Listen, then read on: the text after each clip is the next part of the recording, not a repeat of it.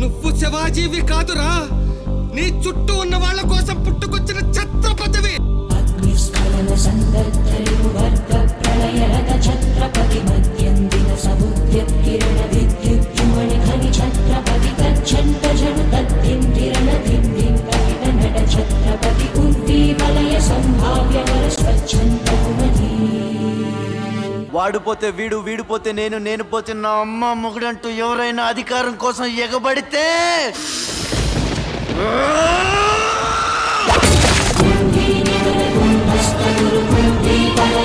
Chhatrapati